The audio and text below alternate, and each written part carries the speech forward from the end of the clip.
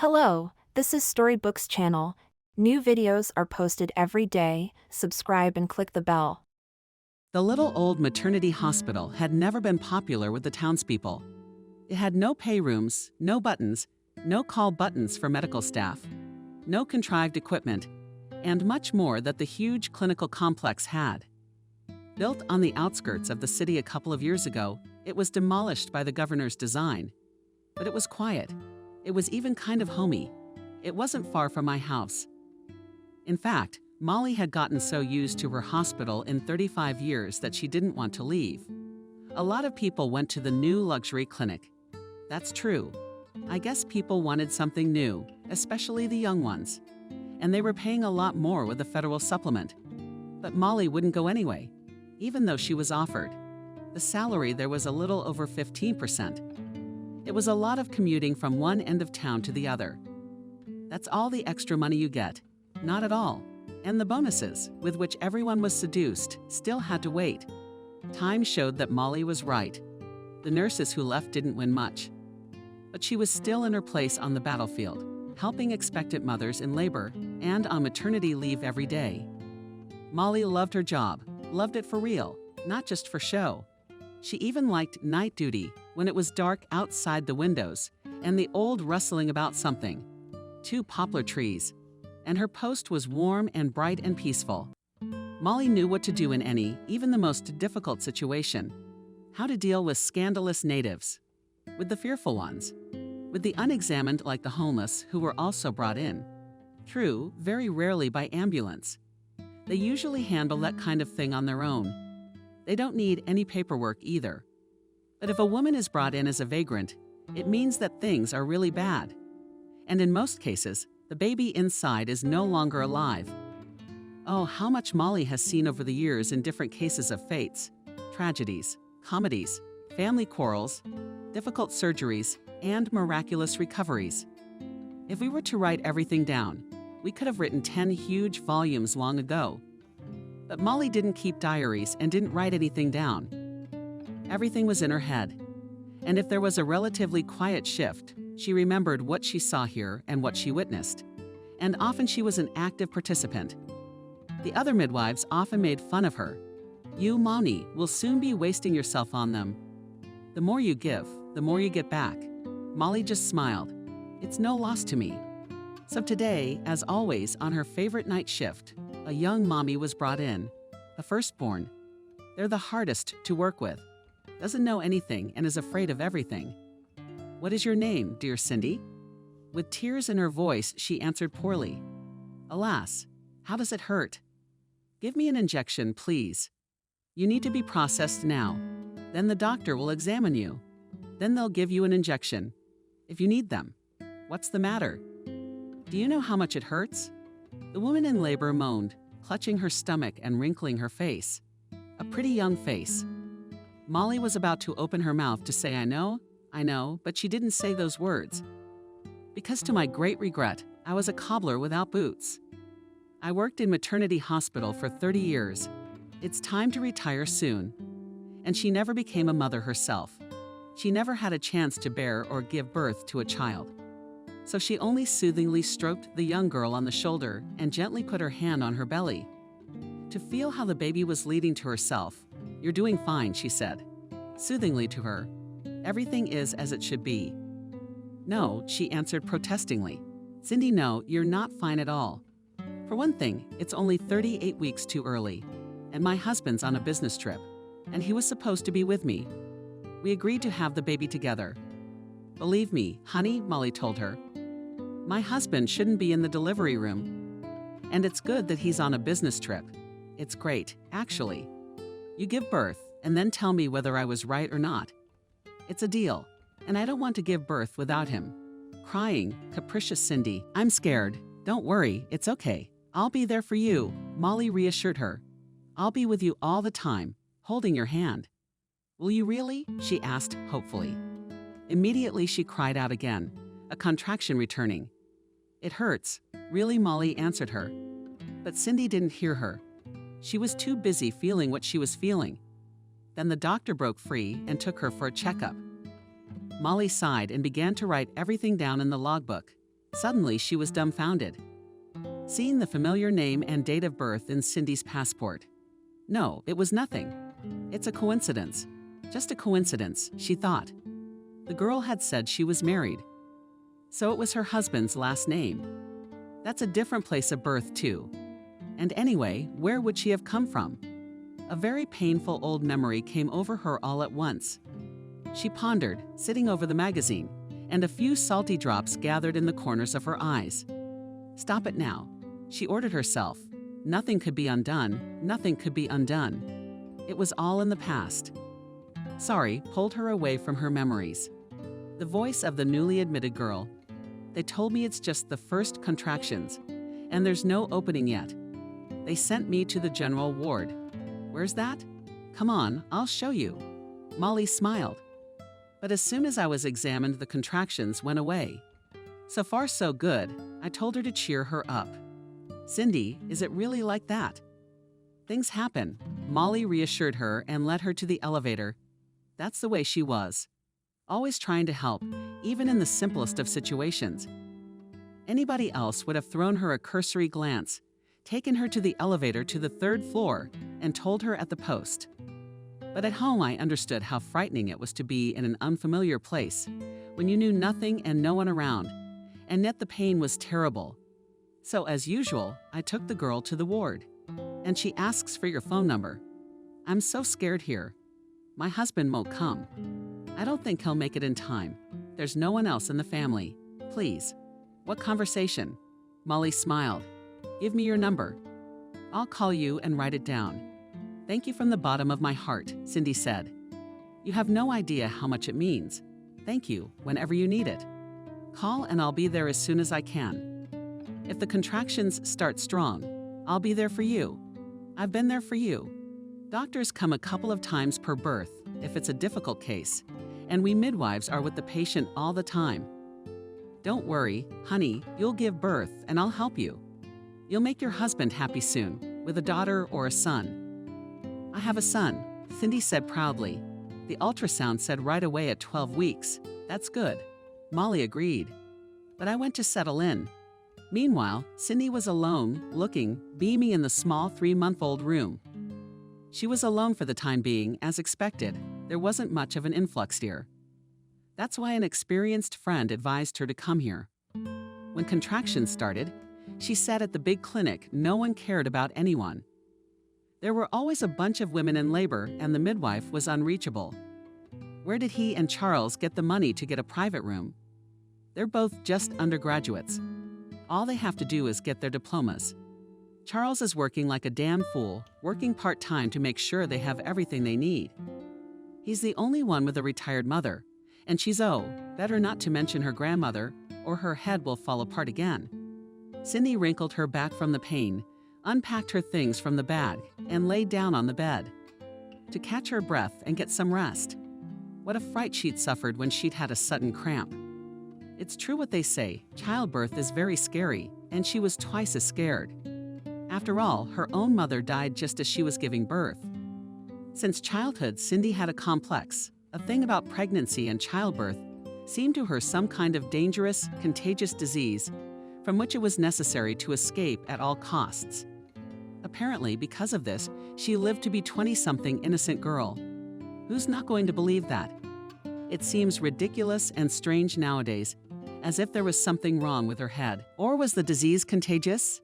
Back in high school, in 9th grade, she shared it with her friend, telling her that she still hadn't even kissed anyone. And her friend blabbed it to everyone she could.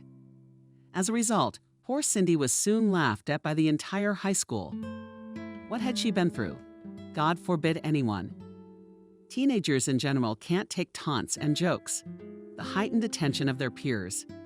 And Cindy has always been vulnerable and secretive. And such an unwarranted intrusion into her personal life was perceived as a disaster. People laughed at her, but she was only covered with red spots and lowered her eyes. And she was unbearably ashamed, as if she was a leper. Soon the situation heated up, and she was an excellent student, an exemplary student. Started skipping school, even brought class fake notes from her grandmother a couple of times. When it all came out, Her stern, ruthless grandmother said in an icy tone, "I see you went all into your mother, despite my efforts. I cannot raise you to be an honest man. Well, I see your genes have taken their toll. I wouldn't be surprised if you ended up like her." It was as if Cindy had been struck by these cruel words. She lifted her head and looked her grandmother in the eyes with bitter despair. "Grandmother, why do you do that? Do you have any idea why I don't want to go to school?" "I guess," strictly answered her grandmother. "Apparently, you suffer from the consequences of your own actions." "What things?" Cindy was astonished. "What are you talking about? Or do you want me to tell you frankly what you already know?" Her grandmother looked at her as if she were a hideous creature who was disgusting to talk to. "What do you mean?" Already Cindy was crying with helplessness and despair. "What do you think I've done? Do you even know anything about me? Besides, have I learned my lessons?" "I know," Granny answered nonchalantly. "I know everything. You are just like your mother. The harlot must have gone down the same slippery slope." "Here," Cindy replied bitterly and looked her grandmother straight in the eye. "If you're so sure of my depravity, then why did you take me in to raise me after my mother died?" "I shouldn't have. You should have left me at the maternity hospital." "Oh, you ungrateful, mad granny." And I slapped her on the cheek.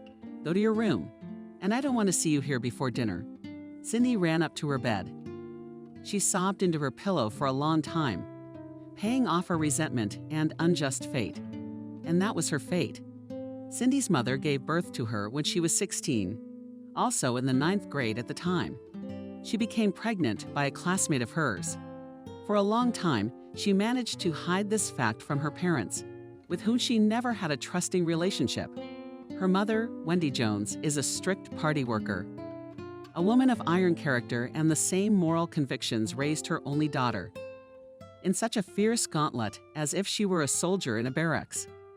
Mason Jones's father, a researcher, was as distant from everyday life as he was from his dear wife.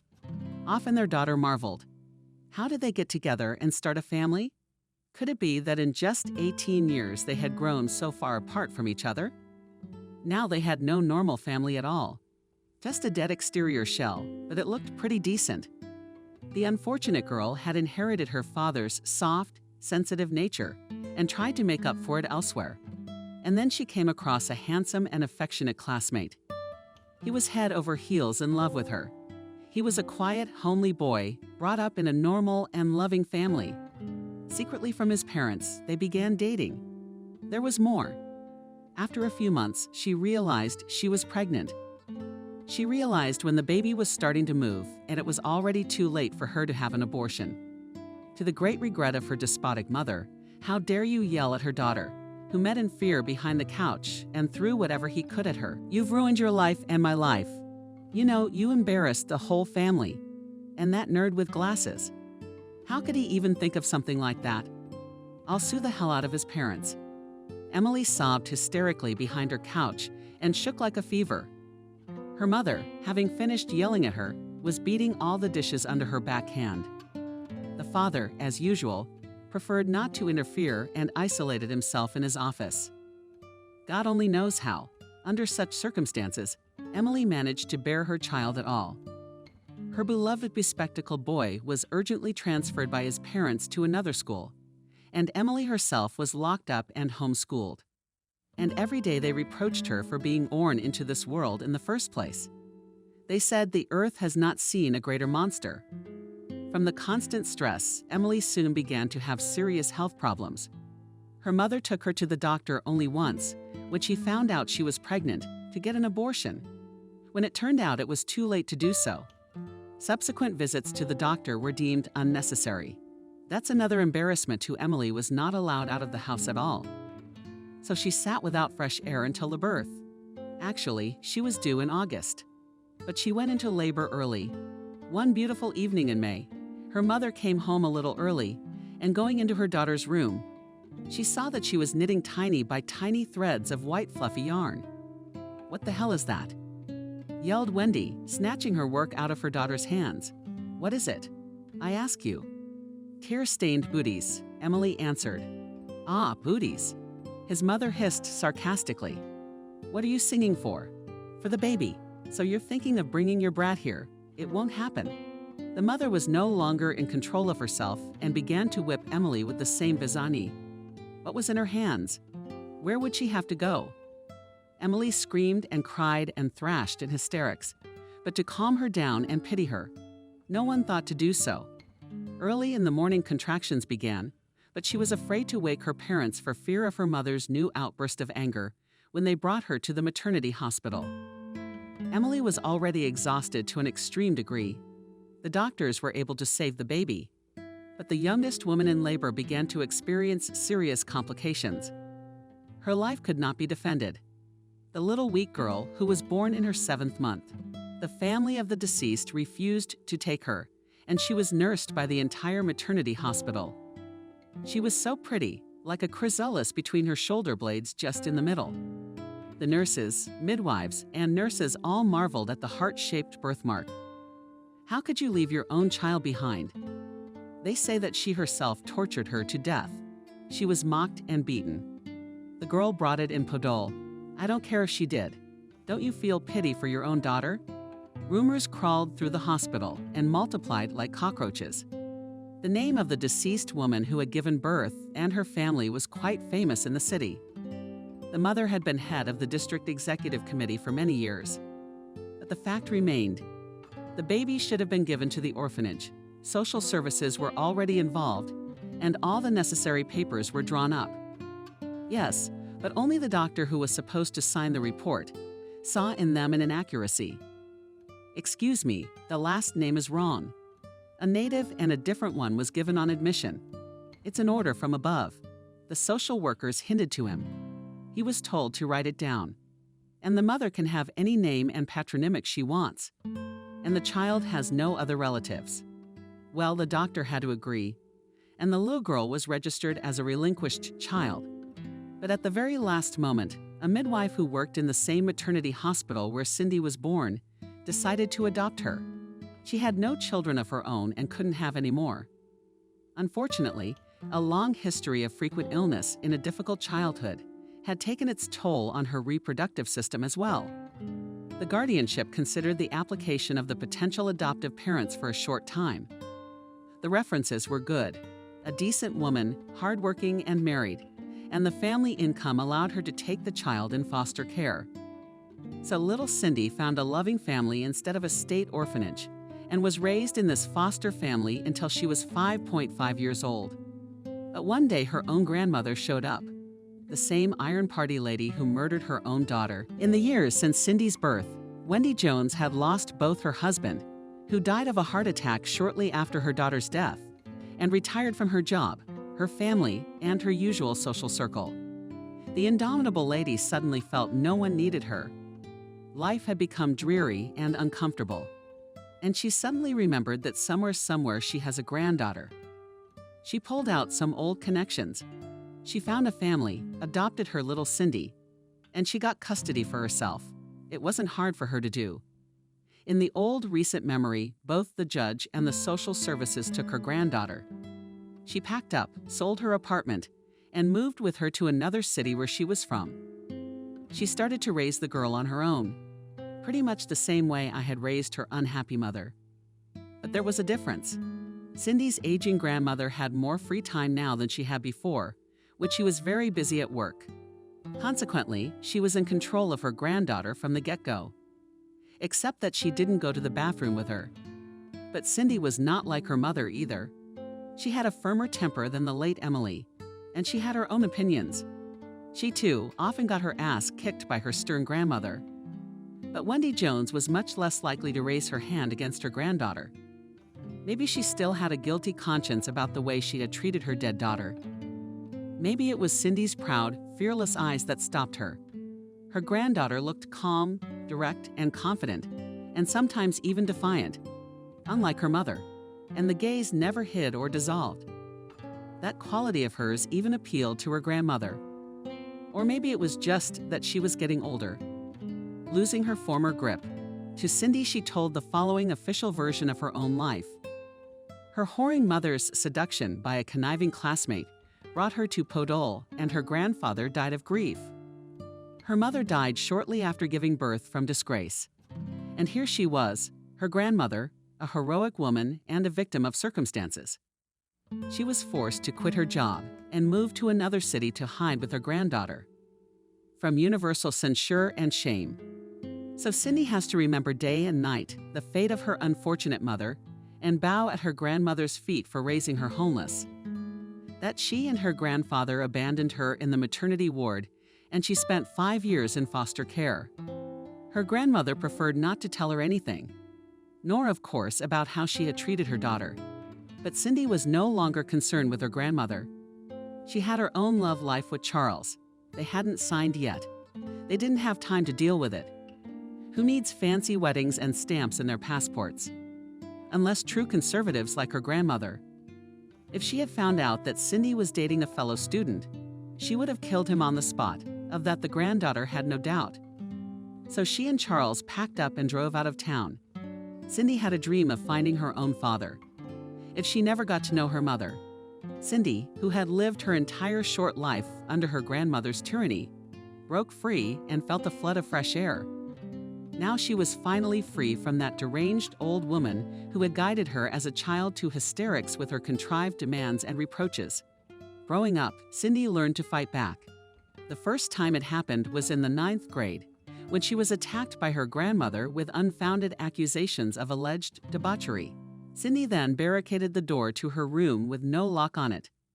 Of course, she had moved the heavy couch herself, and Granny, when she came in the morning after the quarrel, could not open it. Oh, how she raged, shouting Cindy did not respond, and silently waited for the old woman to get out, finally calmed down. She asked a quieter question under the door. "Are you alive in there at all?" Cindy was stubbornly silent. The grandmother was beginning to get nervous. The girl heard her pacing back and forth in the corridor, cupped hard as a soul-scrambled egg, then approached back to her granddaughter's door on the room and said, "Riley, maybe you should come out and eat." Cindy was still silent and didn't even move. Just lay there on the couch, decided to piss the grandmother off and give her a little scare. She succeeded superbly when the granddaughter did not respond and at lunch, and by evening the nerves of the Iron Lady began to give up. Cindy snapped her under the door. "What is the matter with you? Why don't you say anything? Lord, what's the matter with you?" She could not stand it. At last, she turned to shouting. "Answer me. Answer me right now, or I'll call an ambulance, Cindy. Have pity on me. I am your own grandmother." She sank heavily to the floor and cried. That was the first time Cindy had ever heard a grandmother cry. Before that, she was sure that such a function in her body was turned off. "Have you ever felt sorry for me?" Cindy asked from behind the door. "Or have you ever felt sorry for my mother?" "What are you talking about?" Frightened, grandmother thought that her granddaughter had somehow managed to find out the truth. "What are you saying, Cindy?" "I loved your mother." "You did?" The girl scoffed. "And that is why I have never heard a kind word about her from you. Did you ever tell me anything about her except that she was trash? Where are the pictures of her? Why haven't I seen any? Maybe you're not my grandmother at all. Jesus, I've lived so long." The old woman rolled her eyes helplessly. "How dare you say that? And why do we have different last names? My mother wasn't married, was she? Or was she?" Cindy went for broke and just poured questions into her grandmother. Yes, it was clear to her that the girl would grow up to be a prodigy, and she could not be intimidated anymore. And now she was not strong enough. So I had to backtrack. I was in the middle of the night, and I was in the middle of the night. She threw them out, every single one of them, when she moved here. But she had to remember and tell me something good. About Emily, it was given to her with great difficulty, and even the good health always began to water down. But Cindy, suddenly despised, was unmercifully stubborn and intransigent, even began to put conditions. You look at her and snapped, and his opinion to defend. After finishing 9th grade, she went to technical school. My grandmother did not try to protest. And then I entered a very difficult architectural department at the institute. The competition was insane, and Wendy yelled that she didn't have enough money to pay for tuition. And even if Cindy didn't even think about applying, she was going to fail. And she got in. And that's when her old routine completely fell apart. The girl got out of control and didn't come home at night, and she kind of started smoking. She doesn't even think about coming home. If in Podol you bring it like your mother, Granny yelled, shaking her head often. And what? That asked Cindy, standing in front of her and smiling defiantly, as the grandmother seemed to smile. You'll break it in, kick her out of the house, or any other methods in reserve, and do not think with your head. Who will you stay with in your old age? Who's going to need you? No? Well, I suggest you think it over. Otherwise, I could leave myself, and go where? Where will you go? I wonder. Granny grumbled and paced the house nervously. Cindy only laughed at her attacks and ran away, slamming the door. And the old woman had only to watch from the kitchen window, craning her neck as if to see where and with whom she had gone. In fact, Cindy wasn't even dating anyone. She spent her first 3 years in school. She worked part-time at an evening shift barbershop. She got straight A's. Was in good standing with both the faculty and the dean's office to find the possibility of a close relationship with someone. It scared her away like a wild animal, a burning fire. At the thought that she might become pregnant, Cindy gets chills to her bones. Horror. No, she certainly doesn't want that kind of happiness. She does not want to repeat the fate of her unhappy mother at all. But at the end of her 3rd year, everything changed. A boy came to them. Charles. He had transferred from another institute with a related specialty. Now he was having a hard time. He had to pass the subjects, which the other institute didn't have. All the guys joked with him. It's too late. You, my brother, had made up your mind, and the girls were only too glad to help. The boy looked like the cover of a glamorous magazine. There was a heated debate in the class. Why had he left his old place of study? Surely an unhappy romance. How many opportunities for gossip and rumors? But the object of public attention was in no hurry to spread the details of his personal life. Only smiled at anyone who tried to pry and ask what accurate drawings you have. He complimented. One day, Cindy's work was unintentionally complimentary. Sitting, as usual, in the library and sticking out the tip of her tongue with diligence in the childish habit of painstakingly crossing out in stakes and notepaper. But look here, this newcomer poked his finger at her impeccable work. This is a mistake. Where did Cindy marvel, not sensing a catch? There is no mistake. There is, Charles insisted. Is it not a mistake to have such a beautiful girl sitting here alone, working on drawings? When it's magical weather outside. No, cut off Cindy. Angrily, go and flirt with others. You've got some nerve. You're a joker. But the joker left with a shrug of the shoulders. But he didn't stop there. He followed Cindy around for a long time, looking for an opportunity to get close to her, to win the trust of this beautiful girl. And little by little the girl's heart began to stand. Raised by a bad grandmother, I didn't really know what it was like to trust people, and I was wary of men. After all, they are nothing but trouble. But the novel still managed to tame it gradually, step by step. By the end of the 4th year, they decided to live together. Cindy was well aware that her grandmother would not give her peace. And in spite of her power, she pressed on every opportunity to get her by any means necessary. So they left, eventually. For a year before they left, they had been dating for real. Charles even rented an apartment. And in the middle of her 5th year, Cindy realized one day that she was pregnant. That discovery caused her to panic. Charles, here's the thing. She told her lover, I think I'm expecting a baby. He seemed to look at her seriously and attentively. Aren't you excited? How can I tell you? Cindy was very upset, and it seemed to be paying off. I didn't tell you my own mother died in childbirth. You know? Oh, I didn't know. Charles gave Cindy a gentle hug. Don't worry, kitten, we'll get married and have a baby. And everything will be all right, we will. Cindy laughed involuntarily. I am the only one who will have to give birth. I will be with you. He looked into her eyes. I promise I won't leave you. They let fathers in the maternity wards nowadays. It'll do you and me good. You won't be afraid. I'll try, Cindy sighed. Let's go right now to the doctor and get registered and do everything as it should be, said the guy and took her to the antenatal clinic. The initial examination and tests revealed that everything was going well. The fetus is developing as it should. There are no abnormalities. The next ultrasound will be done at 12 weeks, the doctor promised. Then we will probably see the sex of your baby. So early. Cindy was surprised. Yes, the doctor smiled. Even at such an early stage, it is now possible to determine the sex. There are rare exceptions or mistakes, but they are very rare, and even in spite of the constant examinations and tests. Cindy was shaking like an aspen leaf all through her pregnancy. There were no moms in the antenatal clinic, visiting doctors neater than her. She strictly followed all the prescribed procedures, meticulously studied her tests, asked the doctors a lot of questions, and at any slightest discomfort she took to her doctor. But everything was going well. There were no complications. My legs were not cut off. Even in the river, there was not much observed. So a couple of times a Dornata rolled up in the early terms, immediately packed up and left. Charles had an old car from his father. They loaded their few belongings into it and Ravana over 1,000 kilometers to settle in another city. She left a farewell letter to her grandmother in Cindy's homeland. For a long time, she thought of the best way to go and finally chose this variant, though she did not see her for a few months, but only called her on the phone.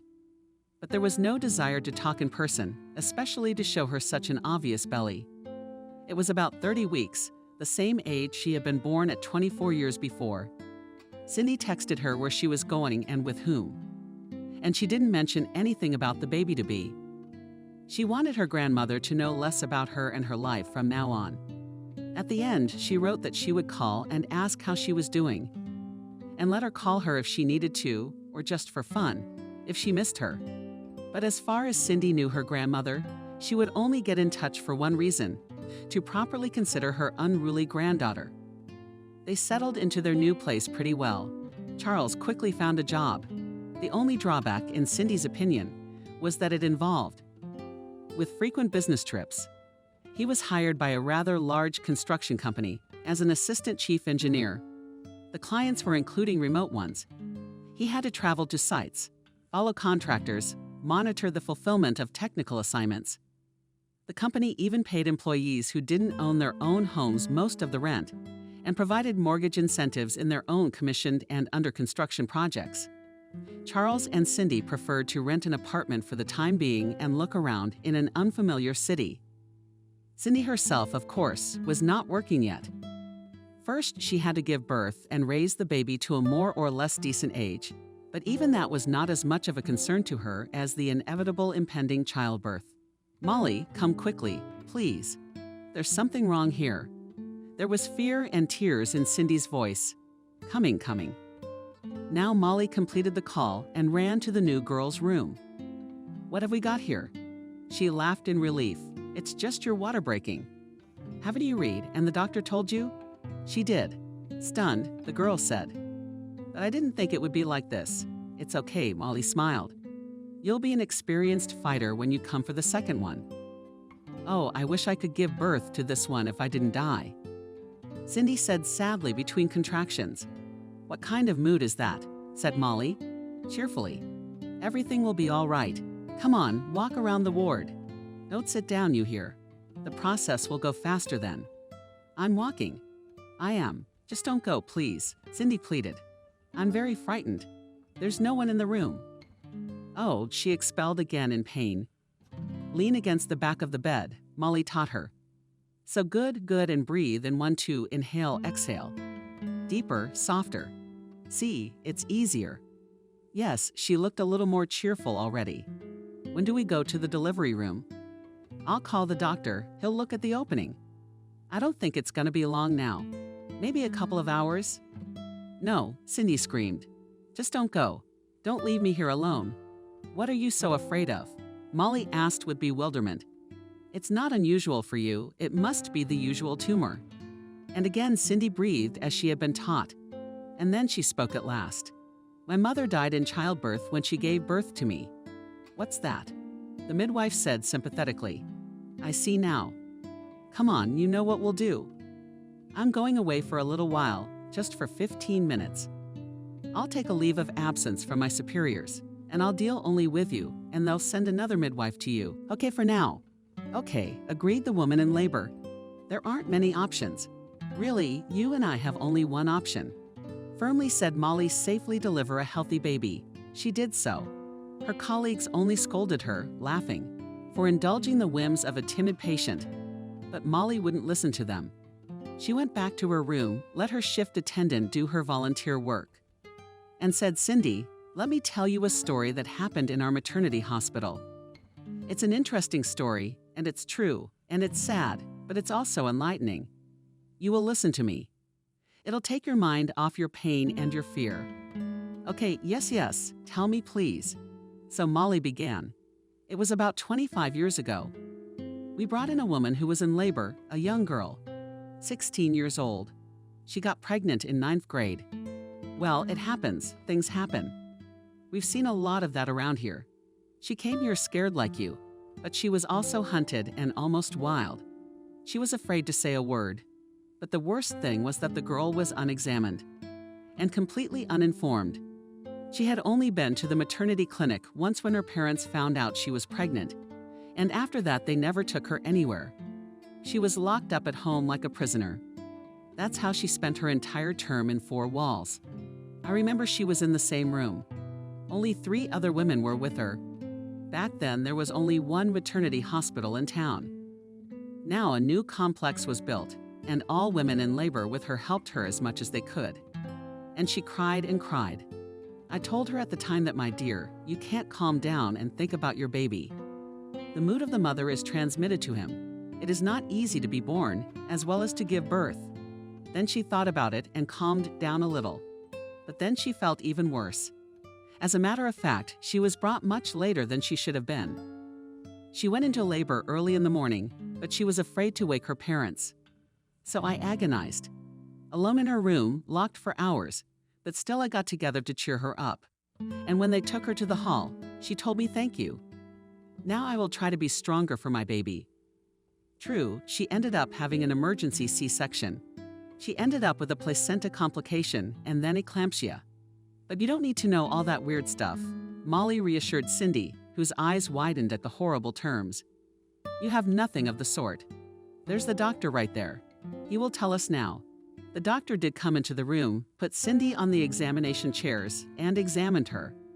Okay, she's almost fully dilated. We're going to have to move her upstairs. Come on, honey, get ready. Molly took Cindy's cell phone and stuffed it in her robe pocket. I'll leave it there for you, and you won't have much room to put it in. I'll let you know who called. The delivery room was bright and smelled strongly of iodine and other medicines. There were several tables, separated from each other by cloth screens. James Worthy called Molly to the doctor, who had just come to see another patient. Maybe my patient is a little situational. She's very anxious. Okay, said the doctor. Just do not overdo it. She's due in half an hour. I know, Molly agreed. I just needed to calm down a little. She gave her an injection of something that made her relax a little, and the fear seemed to move behind the white screen. It wasn't gone at all, but it was much easier. Relaxed. She was lying on a gurney, looking out the big hospital window. There was a huge, endless sky, bright and blue, and big fluffy white clouds were floating leisurely through it. How strange, Cindy said. There's the sky, it's so calm, and it made me feel calm. But not quite. You see, I feel as if I were the sky, and I'm about to have a thunderstorm inside me. It was as if Molly had been electrocuted by these Cindy's young words. After all, she almost verbatim repeated a phrase that was uttered a long time ago by the same girl who was in labor and who was brought in too late and not examined. She did not give birth here, but in a separate box, because there were no tests. She could have easily been contagious. That's what she said at the time. The sky's overcast today, and that makes me feel better. There's going to be a storm soon. It would be a shame to die in sunny weather because no one cries for me. Today, the sky itself will be crying. What are you talking about? Molly was horrified then. You're not going to die at all. Put your thoughts out of your head. The girl only smiled at her sadly and somehow too calmly. Later, Molly understood that it was the smile of a doomed man. They say that one can always sense one's impending end. And the girl definitely felt something. And so it happened. The child was saved, but she herself died. Don't even think about it, Cindy said, shaking the weight of those old words off her shoulders. You will be as you make yourself out to be. Look, your tests are all fine, and the baby is fine. Let's put our minds at ease now. It'll all be over soon. You'll see. What do you have to be afraid of? Tell me you're a healthy, physically fully developed woman. You're not a 16-year-old girl and your health is fine. Get it together. How's that? Cindy asked fearfully. You're going to push and breathe. And then you're going to push and breathe again. And that's it. That's it. Molly nodded. See how easy it was to do. Of course, it wasn't that easy and painful and scary. But Cindy, with the help of the experienced Molly, who came up after the doctor, coped pretty quickly. And all the horror of the past labor was somehow quickly forgotten. As soon as she took the tiny son in her arms, her joy of the now dearest person in the world. How sweet you are, how beautiful you are. Crying with happiness, said Cindy to him. Hello, my little one. I'm your mother. I think it's your husband calling, Molly told her, handing her the phone. Yes, dear, yes, everything is all right. We just had a son. Yes, we did. Can you believe it? No, I'm fine. Don't worry, I had so much help here. One woman. She was so pre-married to me. I'll tell you all about it later. You're on your way. Charles, please don't drive. Be careful. The baby and I are not going anywhere in the next few days. She looked questioningly at Molly in the coming days 5. Aha. I love you too. Kisses, and ended the call. Thank you. Thank you so much for everything. Cindy looked at the midwife with genuine gratitude. I don't even know how to tell you everything. You've helped me so much. Oh well. Molly smiled. I didn't do anything special. You did it on your own, and it was an incredibly easy birth. See, I told you she'd settle in, and that's the way it was going to be.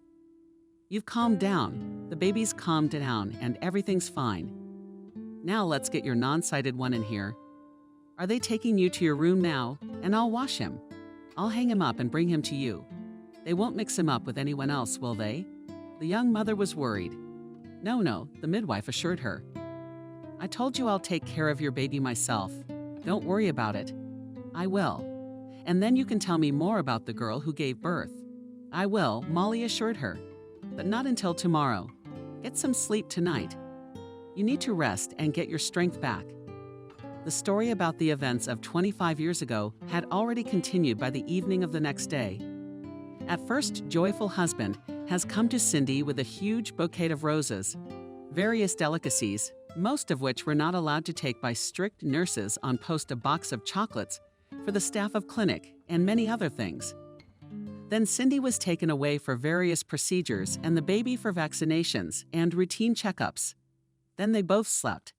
In the evening, she remembered the unfinished story and asked Molly to stop by after the next shift and tell her the rest. Because yesterday you just started telling me how I went into labor laughing, and now a calm and contented Cindy. Well, all's well that ends well, said Molly. Well, the girl was much less lucky than you. Though, of course, luck had nothing to do with it. If she'd been looked after better, she'd be alive, and so would the baby. What got her? Cindy asked in a whisper. And the baby too? No, the baby survived. She was a little girl, but she was premature. But her young mother left her. This sinful world, Molly lowered her eyes.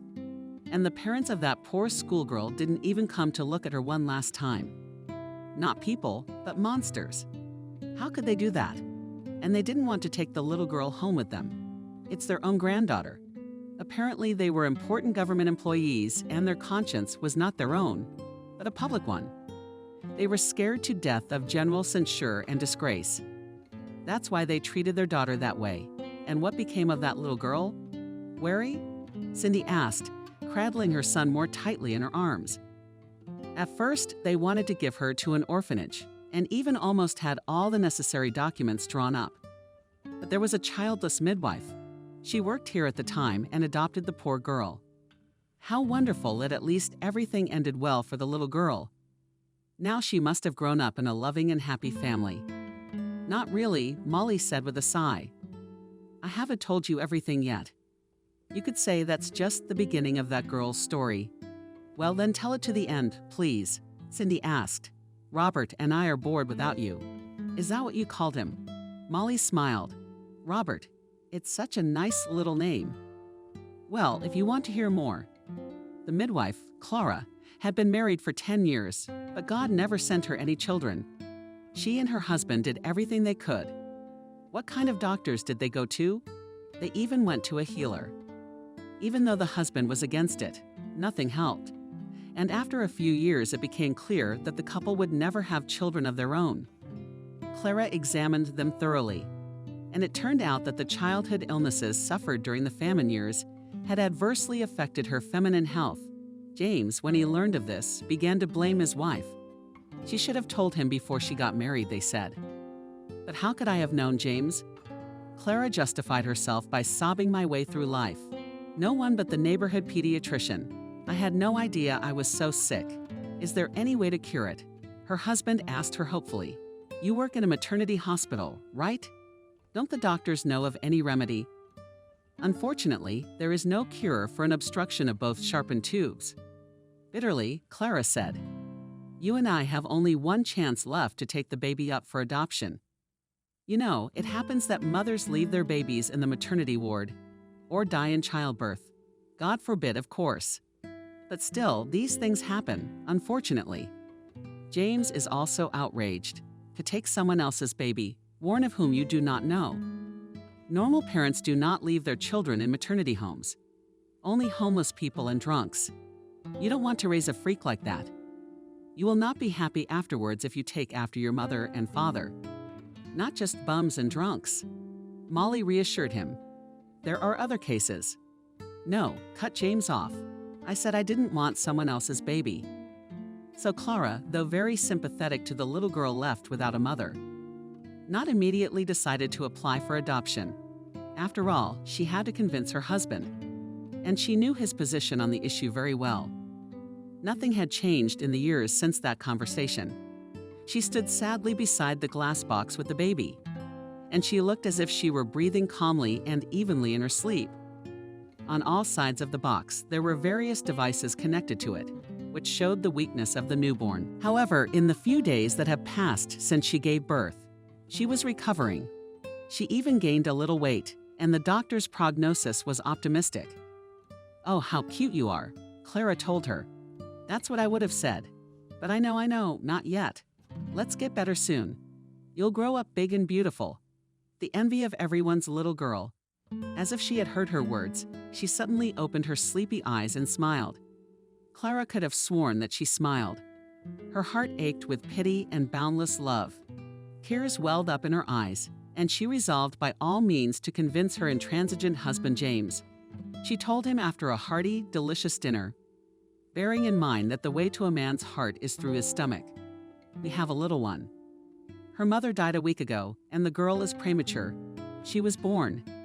The girl was healthy, and her family was decent. You know, everyone knows them very well. The head of our district committee. Her daughter got pregnant in the 9th grade, and she and her husband don't want to take their own granddaughter. Can you imagine? So what of it? The husband said, Let's adopt her. James, Clara asked belittlingly, You should see how pretty she is. She's going to the orphanage soon. Clara was tired, said James. You and I have talked about all this, and more than once. Yes, we have. Clara quickly agreed. I remember. But it's a different story here. Perfectly healthy parents, only very young, and the girl is perfectly healthy. That's what the doctors will tell you too.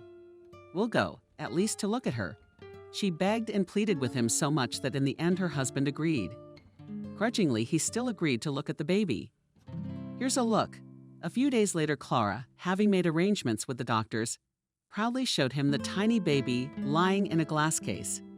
It amazed James. You can't even see the baby here. Is it really going to survive? Apparently so, replied the doctor standing next to him. His vitals are good, and he is already steadily gaining weight. Heredity is not burdened. 7 points on the Avgarian scale. That's a very good score for the family of a 1-month-old infant. But why did her mother die? How can I be more precise? The doctor sighed. To be clear, the lack of proper care ruined her and the difficult relationship in the family.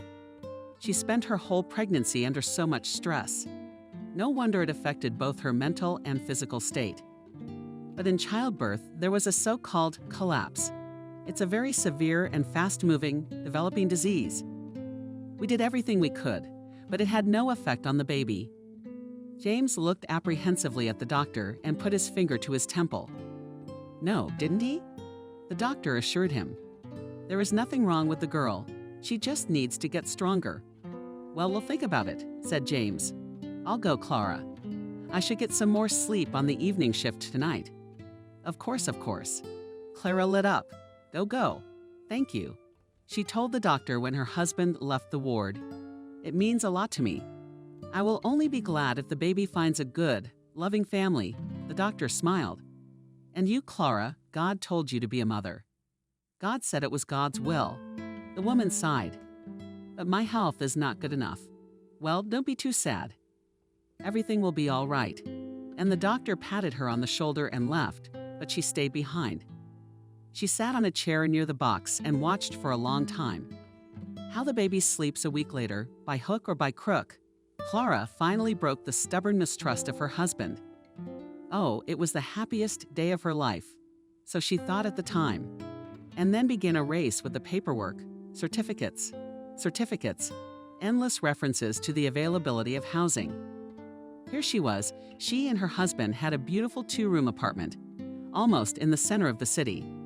When they got married, her parents withdrew almost all their savings from the savings book, and they gave it to the young couple to expand their living space. They joined a cooperative and built another full 1-bedroom in a new house. And then they found an exchange, and those two exchanged for this one. This is where they now live on the composition of the family. Here's a certificate from the housing office. No one with them is no longer registered. And parents have lived in the country all their life. My father lives there now. And my mother died 3 years ago. And James, their parents are long gone.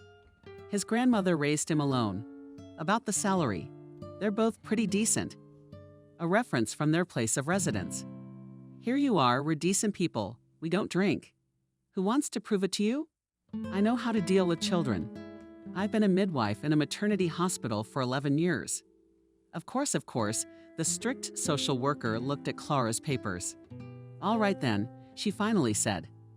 My supervisor will look at it tomorrow, and I'll sign you and your husband up. Now for an appointment, let's say on the 16th. Will that be all right?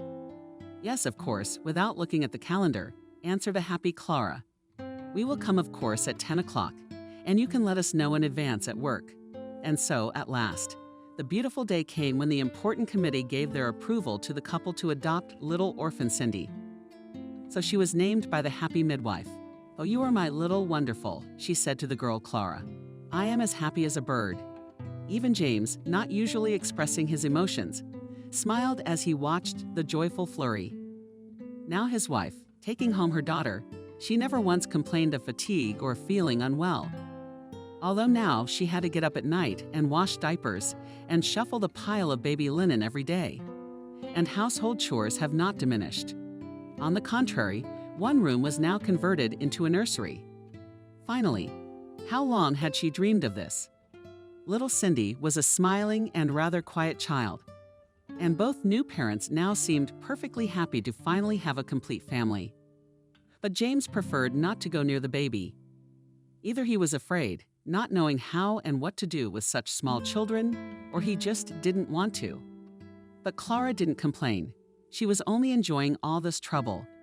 The trouble began when the baby's first teeth began to frolic, quelled by her disgruntled husband, who came home after the night shift. How much longer can I go on? I need my sleep. Clara, without saying a word, quickly dressed, took a bottle and went out for a walk with the baby. So James would sleep peacefully, not listening to the piercing cries of the baby. However, his irritation only grew day by day. But what is she yelling about? Can't you change her diaper in time? James, it's not the diapers. Clara excused herself. She's just teething. That's why she cries out some medicine to keep her mouth from hurting and for God's sake, with a nipple. Clara sighed and tried to distract her daughter, with everything she could. And my husband wasn't happy. He grumbled and cursed. He started taking more night shifts. He snapped at Clara with and without reason. Clara tried in every way to smooth things over and make the most delicious, and all the household chores done before he came. And she would dress her daughter up nicely. "Come on, Cindy, let's ask Daddy to come to the park with us. We'll all go for a walk together," she says, smiling with her daughter in her arms, walking up to James. And all she hears in response is angry. "No time for me to hang out in the park. Tired at work. You're the one who's been sitting at home all day. I'm the one who's been smelling for 3. James, why are you like this?" Clara said sadly, and again went off alone with her daughter. It soon became quite obvious to her that with the baby, their family life had not only failed, but gave a huge crack. One day, returning home from an evening stroll, she found James heavily tipsy. "Put the baby down and come into the kitchen," he said. She has a conversation to have. Clara, wondering what else she had done wrong, quickly bathed and put her darling girl to bed, and quietly opened the bedroom door and entered their clean kitchen. James was sitting in company, typing bottles and glowing teapots and smoking through an open vent. "Sit down," he said to his wife. "Here's the thing." Clara turned off the gas and carefully sat down to the table. "Can I pour you some tea?" "What tea?" Suddenly James was furious and waved his fist on the table. "Are you blind? What are you talking about, James?" Clara was frightened. The woman I have, trustingly drunken tone, leaned toward his spouse, and breathing a breath of booze, said the husband. "You see, that's how." Clara frantically looked at him, frowned. "And you're not ashamed to tell me about it like that?" "How else am I supposed to tell you?" James got furious. "Like, say thank you for telling me at all." "Thank you," Clara answered with bitter irony. "As far as I understand, you are going to leave me and Cindy?" "No," answered her husband, smiling. "No, you're the one who's going to leave with your screaming girl. James, what are you?" Clara was frightened. "How dare you talk like that? Where are we going? Think about it. What do I care?" James smirked. "Wherever you want to go, that's where you go. And I don't want your spirit here. After a week, I understand. Why are you trying to order me out of the house?" Clara got angry. "I'm not going anywhere. I'm not the one who decided to destroy the family." "The family?" James shouted. "You call this family? You brought someone else's spawn here against my will. You talked me into it. And now I have to put up with this stinking baby. She's not my daughter, you know. She'll never be mine. I want a child of my own, and Nancy will give me one soon." "Oh, that's it. I see, Clara. You've been going out with Nancy for a long time. Now you're getting to the point of procreation.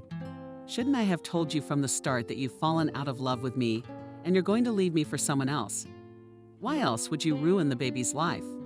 I don't give a damn about the baby. You hear me? I don't care. You're the one who took it, and you're the one who's suffering." He defiantly spit on the floor. "Bitch." "James," Clara cried. "How can you do this to me? What have I done to you?" "Exactly. I didn't do anything. You tricked me when I was a girl into having a baby. And now you got someone else's baby in the house. Anyway, I told her to be out of here in a week. That's it."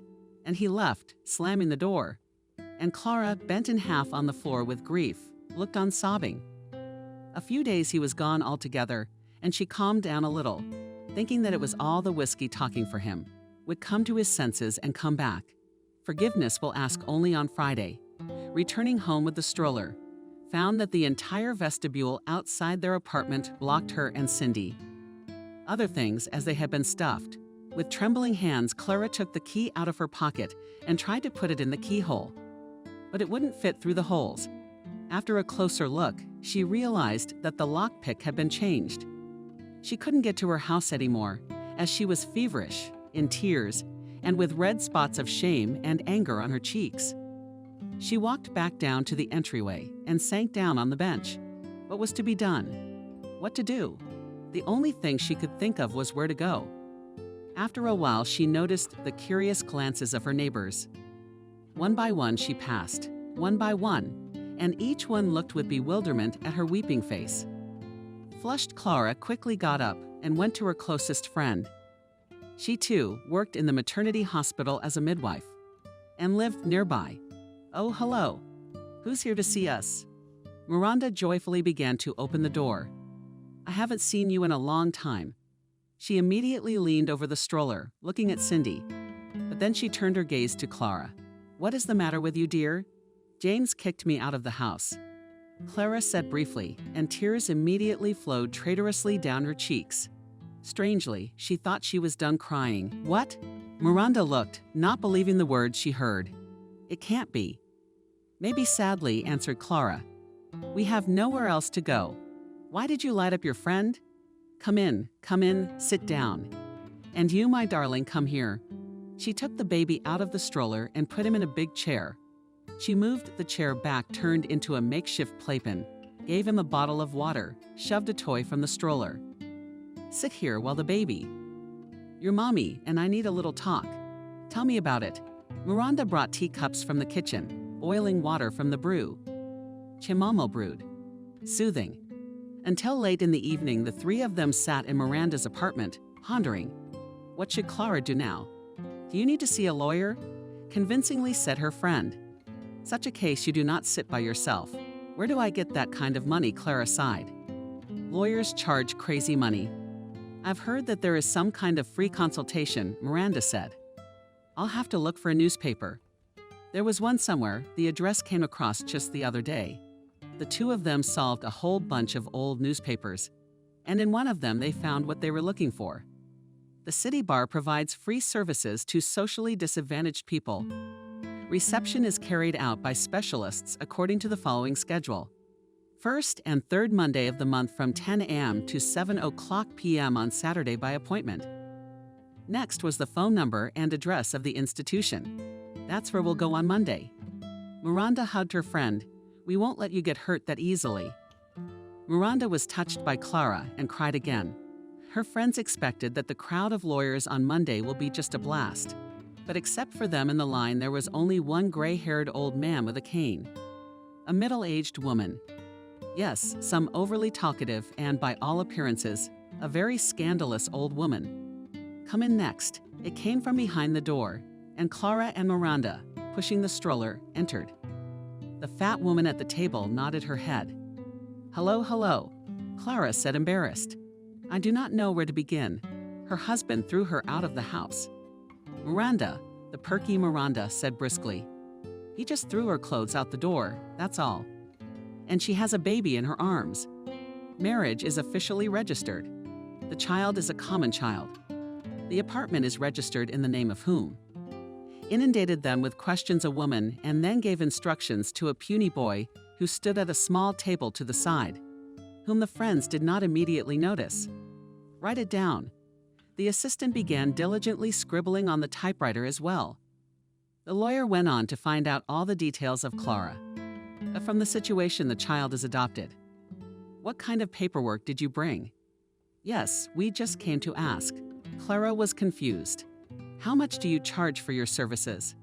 Judging by your information, the case is quite easy. The woman answered them. He leaned back in his chair. Our college can provide you with a final year student. His services are unpaid. Such a representative works for his reputation, so to speak. If that suits you, here's your pleasure. She waved her hand toward the boy. Ethan, do you want in on the process? Me, the student, immediately covered in crimson. Surely he can do it. Miranda wouldn't let her friend down. She's been through so much trouble. He will. The lawyer nodded confidently. He has an excellent theoretical knowledge. Not much practice, though, and the communication is a bit of a problem. But we'll keep an eye on him. Don't worry, all right. Thank you from the bottom of my heart, said Clara. But right now, what should I do? Things are lying in piles by the front door. He changed the lock and said he was having a baby with another woman. Ethan.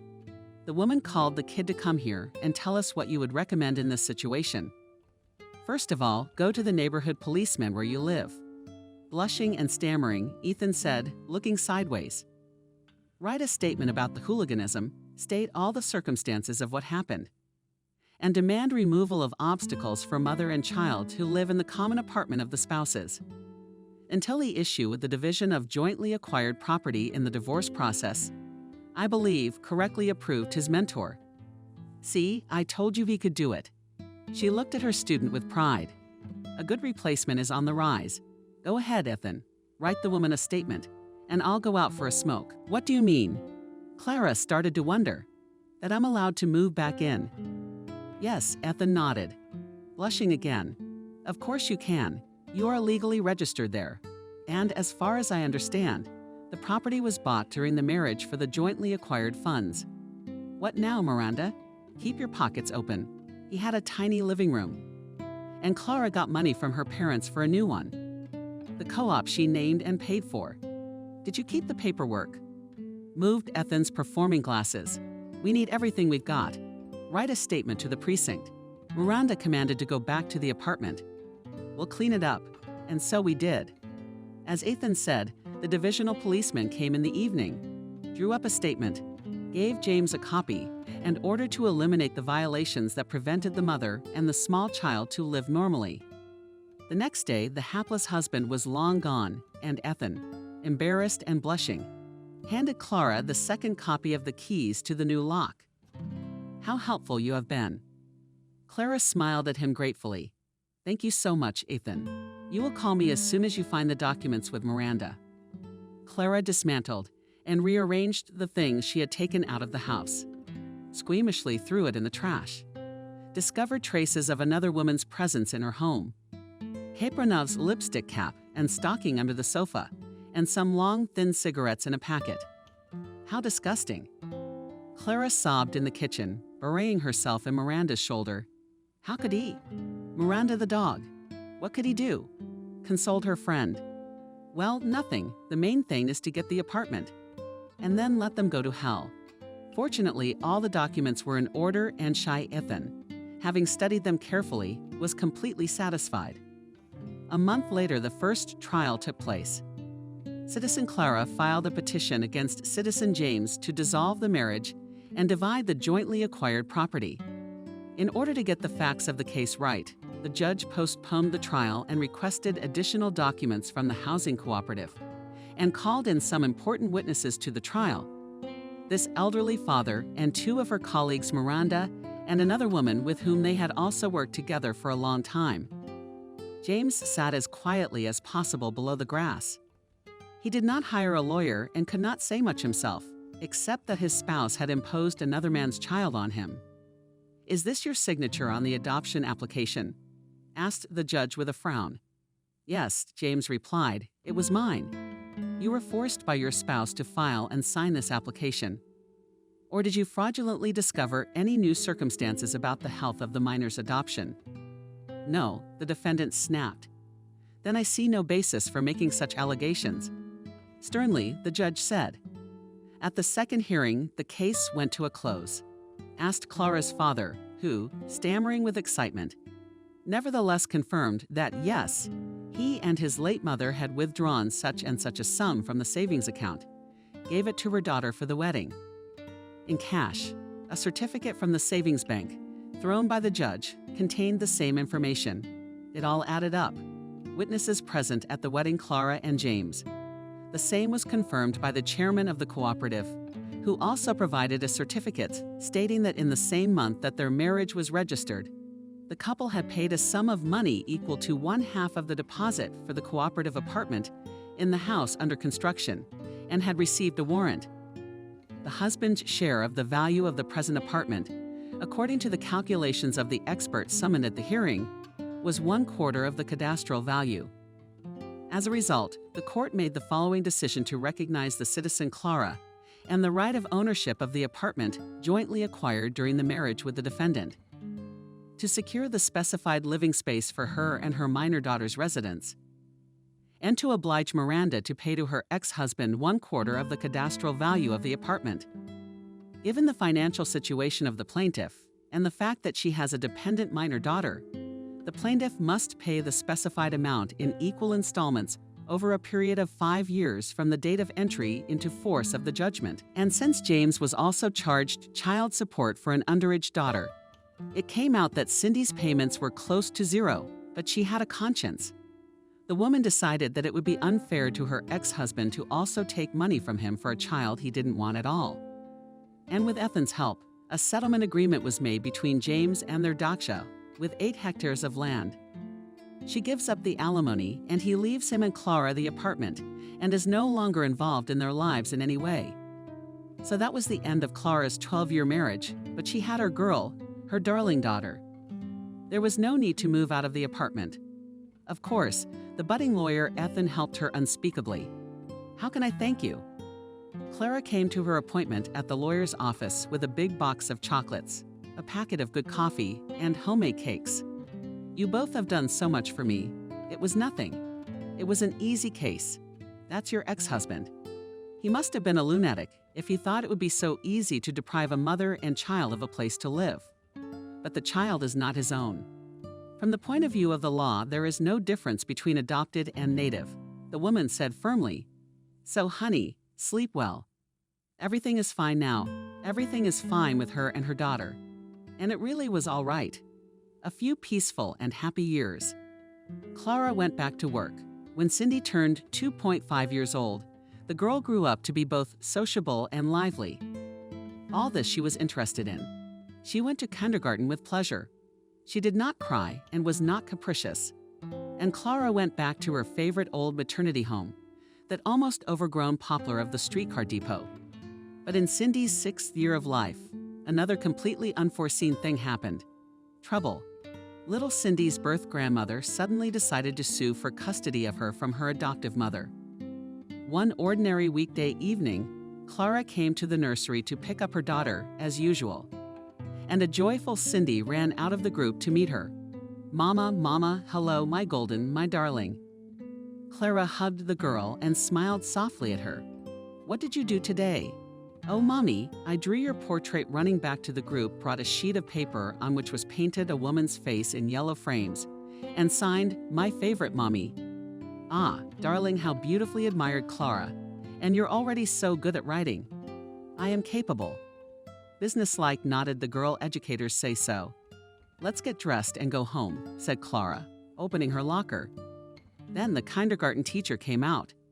And she said, Clara, here's the deal. Cindy's grandmother came to see us today. What grandma? Excuse me, Clara? No, we don't have a grandmother. I don't know. With a shrug, he answered. Of course you know best. But that's what she said. I'm the girl's own grandmother. We took them for a walk before lunch. And what's the panic? Clara asked, having some idea. What did you say to her? It was nothing, the teacher replied. She brought her candy. We told her no candy before lunch, and we took it to the group. Then we gave them to everyone. That must have been her daddy's mother, probably agreed to it. Paled Clara, knowing full well that James's parents were long gone, quickly gathered her daughter and almost ran out of the nursery. Can you imagine, this old woman today seems to have visited the kindergarten. Alarmed, said Clara Miranda. Why did she suddenly need it after all these years? Perplexed, asked her friend. If I only knew, Clara shrugged. And it was necessary, Clara, of her granddaughter, because she had no one else. She took it with her usual determination and unscrupulousness. She absolutely did not care about the fact that the girl had long considered her mother Clara.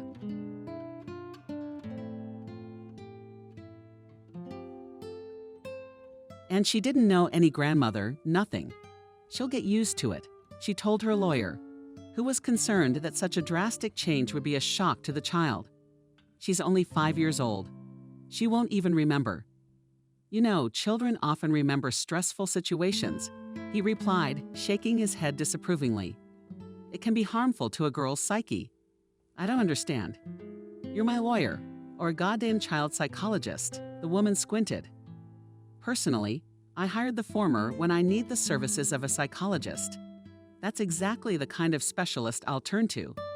The lawyer had no choice but to agree with this tough client. The former head of the executive committee, of course, had enough connections in the city to solve almost any issue in her favor. This time, no lawyer helped Clara. No one would even take the case. Understand, they want to take my daughter away from me. In desperation, she exclaimed, sitting across from her old acquaintance. Once a shy student of Ethan, now a promising young lawyer, Ethan. I understand that very well, he nodded. But unfortunately, I don't see any prospects for a positive outcome of the case. Excuse me, Clara. Understand, no district judge will go against the city administration. Then I'll appeal higher decisively, said Clara. I will sell the apartment, if necessary, but I will not allow my daughter to be removed from me.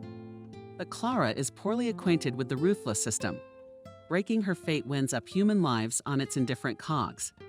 I did not expect that she would not even be allowed to do anything. Just coming in the evening to pick up her little girl, she found out that she had been taken. Like a dazed man, she asked hoarsely. On her feet, on the low bench, standing in the locker room, representatives from child welfare came and took her away, wiping her eyes. The distraught educator told her.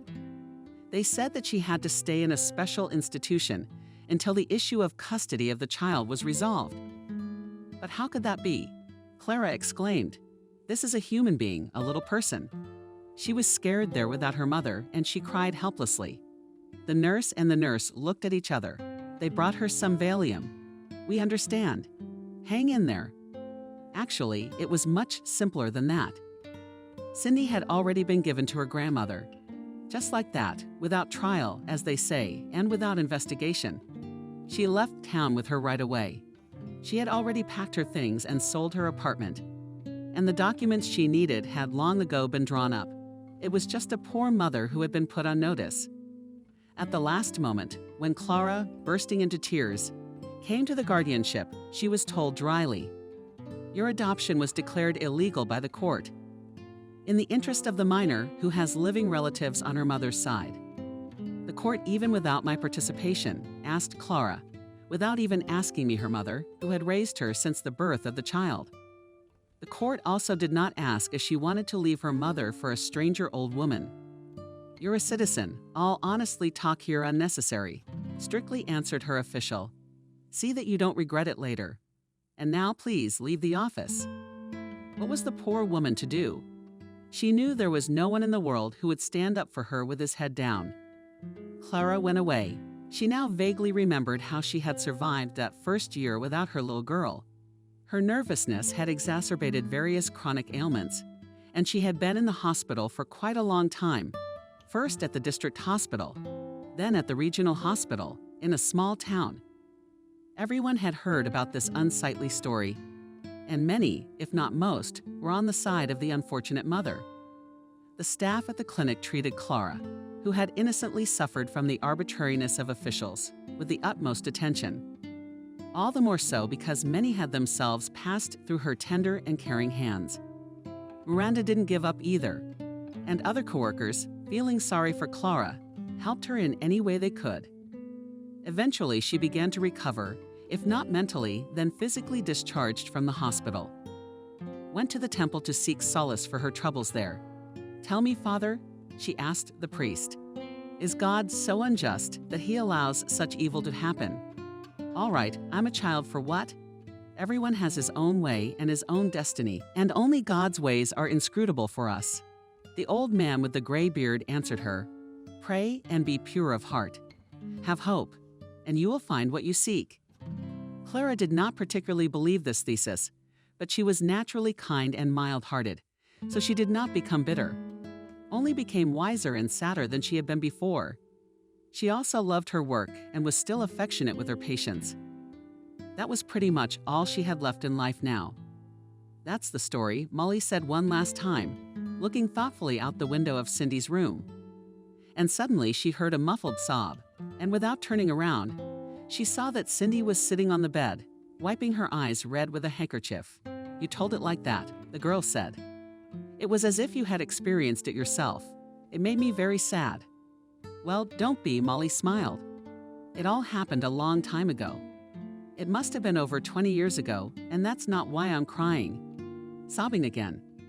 "Cindy, you know, your story reminded me very much of my own life." "How is it?" Molly became alarmed and looked intently at his ward. "Yes," nodded. "It is so much the same. I was beginning to wonder if I wasn't little Cindy." "What are you talking about, girl?" Molly's heart raced and anxious. "Explain, please." "No," Cindy said with a wave of her hand. "There are indeed many coincidences, but some things are quite different. For instance, my own grandmother took me in right after my mother died, and I was never raised in foster care. But my mother also had me in 9th grade with her classmate. My grandmother had talked my ear off about it. Grudgingly, she muttered, I was also born here in this city, and it seems in this very maternity hospital. I was born in this town, and it looks like this was the birthplace, she muttered uncomfortably. Really, Molly agreed in a low voice. She looked at him with wide eyes. But that's not where you were born in your birth certificate. She was just a mistake, Cindy grinned. When I got my passport when I was 14, the passport keeper made a mistake. I didn't even notice. My grandmother was the one who saw it. She always worked with documents. She was very good at it. At first, she started yelling that they couldn't even issue a passport properly anymore and all that. But then she kind of calmed down and waved her hand like this will do. Well, I did not give a shit then, and so it remained. Tell me, child with whitened lips, Molly asked. What's your grandmother's last name? Jones? Why? Cindy looked at the midwife with surprise. What's the matter with you? She got out of bed and walked over to the woman, who seemed to have seen a ghost in person. Without looking away, she looked at Cindy in the eyes and quietly muttered something to herself. Almost without squeezing her lips, Molly gently tugged at her. Cindy, are you all right? Should I call for help? No, with an effort the midwife uttered. She shook her head. Thank you. You don't need anything. Just you know what, Cindy. Answer me just one more question. Please, she begged, folding her palms together. Please. Yes, of course, Cindy shrugged her shoulders. Say what? You don't happen to have such a prominent birthmark between your shoulder blades. Barely breathing, Molly asked. Yes, I do. Cindy laughed. My grandmother always used to swear when she washed me when I was a baby and tell me my heart was supposed to be inside so no one would get it out, and it came out. Cindy cried suddenly. Molly, don't you remember me at all? It's me. I'm your mother. The heartbreaking scene of the meeting of a mother and her adopted daughter 20 years later quickly went all over the maternity hospital. That night, when Molly told her patient the story of her own life, only changing her name to something called Clara, she had no idea her little girl was sitting in front of her. Or rather, no, she could have. Even when she took her to the ER, she felt something. And when she saw the passport, her heart prickled. But she told herself not to make things up. After all, her place of birth didn't match. And Cindy had long since lived in another city. Molly had no idea where her grandmother had taken her, and no way she could have ended up in Molly's maternity hospital.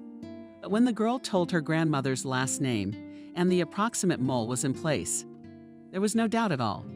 But why I do not remember anything about my childhood here with you and you got better. Cindy, looking at Molly with all her eyes. It had been several days since their newfound friendship. They still couldn't get enough of each other, and Cindy seemed to remember something. I don't know, sadly, Molly answered her. I don't know, darling, I wish you could remember me. That's all I've been praying for all the years I've been apart, that my little girl would remember that she once had a loving mother. God, what kind of beast did I get instead of a grandmother? Cindy cried. Why did she do it? She ruined our whole lives, you and me. I used to play with myself when I was a kid at school. I'd close my eyes at night and wish to myself I'd wake up and live like all the other kids in a normal family with a mom and dad. But unfortunately, it never came true. In the morning, it was the same mean grandmother and no one else. I'm sorry, her suddenly convinced Molly said. Forgive her, my dear. Sorry? Surprised Cindy. You don't even know how she made fun of me. I know now that she did the same thing to my mother that she did to me. She drove her to her death. Who else? Anyway, you have to forgive her. Wouldn't that make you feel better? Molly convinced her. I don't know. Cindy grimaced. I don't even want to think about her yet. That's what I have to do now. She went over to the crib with little Robert and took him in her arms. Look, buddy, here's your grandmother. Yes, Grandma, take him, she said. Molly said, no one can take him away from you, that's for sure. Branson dear. Molly's eyes filled with tears again. God, thank you. She lived to see the light of day. And old Cindy's grandmother Wendy, at the same time, was lying on the floor of her filthy, untidy kitchen. and cursing everyone and everything, trying to turn around just a little to crawl to the phone. She had fallen, slipped near the refrigerator, slipped on something from the day before, and fractured her femoral neck. A sharp, excruciating pain stabbed through her like a knife, and now she couldn't even move. To hell with it, she cursed hoarsely. Would they really die here alone? As if in answer to her question, the phone rang anxiously. I can't come over," screamed, gathering her last strength, the frail old woman, as if the caller could hear her in some mysterious way. And on the other end of the line, Cindy, though she didn't hear her grandmother's scream, sensed something wrong. No answer, she informed Molly, who was standing nearby. "I'll call again." But both the second and third time we were unable to reach her. "Call an ambulance and the emergencies ministry," Molly told her. "Tell them that the elderly and sick in the apartment alone. Let them break down the door." So Cindy did, and soon they're far from them in another city. The grandmother was found and taken to the hospital. Then they called emergency services and found out where they sent her. And what had happened? "Let's go see her," Molly said. "She probably doesn't have much left in this world. Let her clear her conscience." "Yes, we must go." Suddenly Molly and Charles took sides.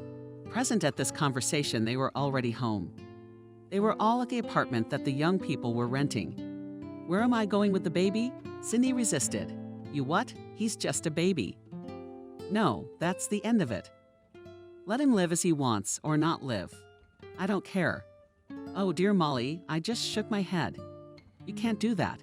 And that's what you say." Cindy looked at Molly in amazement. "You are the mother from whom this monster in feminine form stole her child. You who cried your eyes out and lived for years without knowing anything about me, your daughter. I don't understand you." "I know," Molly nodded conciliatorily. "You don't understand yet. You're too young, but you will. I hope you will. If Cindy doesn't want to go to her grandmother's." "Let's bring her here," Charles said. "Surely that can be arranged." "I don't want her here." Cindy was frightened. "I don't think so. If you're all in this together, then fine, we'll all go together. But please, at least a week later. Robert's just a baby." "All right," Charles nodded. "We'll buy a whole compartment and travel in comfort so no strangers will sit with us. No need for Robert to get germs from strangers. Here we go again. Hospital corridors, white ceiling, painted walls, doors. Are you here to see Jones?" The nurse on duty at the post looked them over critically. "Relatives?" "Yes," nodded Cindy. "I'm her granddaughter, and this is my mother. Just come in for a little while. We have visitation until 2:00 p.m. Grandmother called softly to Cindy, who, once at the sick woman's bedside, struggled to open her eyes and stared at her granddaughter with a dim look. "Cindy, are you the one who came then?" "Yes," she nodded. "And not alone. I have my mother with me." "Who?" The old woman was horrified. "What are you talking about?" "But I can see that your head is still in order," Cindy grinned. "Then you will remember her." She stepped aside and Molly came to the front. "Hello. I don't think you'll remember me. We've never even met in person. Who are you?" The grandmother was looking at me, the woman, with an uncomprehending look. "Who is this, Cindy?" "I told you my mother." The girl repeated calmly. "The one you so shamelessly took me away from 20 years ago. What do you remember now?" In the neighboring beds, the sick listened with interest to the conversation of these visitors. "You don't hear that every day." You shut up," the old woman and waved your hands. "I don't know anything. Who told you that about me?" "Oh, you don't know," Cindy said with bitter irony. "Now I know everything. I found all the custody papers and my adoption papers in your apartment. Aren't you ashamed of yourself? Grandma, you've ruined so many people's lives." "You're the one who ruined my life," with sudden rage, Wendy said. "Your mother is a whore, and so are you. And so are you." She waved her hand toward Molly. "Who asked you to interfere in our family affairs?" "See," Mother told Cindy. "What's to be expected? You can't fix her." "It's all right," Molly said softly. "We don't want to fix anybody. There's no need for that." She sat down in a chair at the headboard and told her Wendy Jones, "You can blame your daughter, your granddaughter, and me too, as much as you want. But it won't change anything. Cindy and I found each other again, and we are very happy now." You recently had a great-grandson, Robert. Such a sweet boy. Cindy has a wonderful husband, and they're going to be fine. I'm sure they will. I forgive you for everything. I forgive you. Go quickly, and live in peace. My daughter can't forgive yet. She's still in too much pain. I've been over it for a long time, so I forgive her for both of us. Come on, Mom, let's go. Cindy pulled her by the sleeve. I can't go that long without Robert. My milk's coming in. Let's get out of here. That bitch won't give you an answer anyway. See, she's not talking. Let her keep quiet. Maybe she'll come up with something good. I don't think so. They were about to leave when a creaky voice came from the bed. Wait a minute. What is it now? Love turned around. Get me a notary. I'll sign the power of attorney, said grandmother. Sell the apartment and put me in a nursing home. Only to a good one, the rest of the money. Will you keep it? Maybe you can buy some more deposits there. There are also papers B.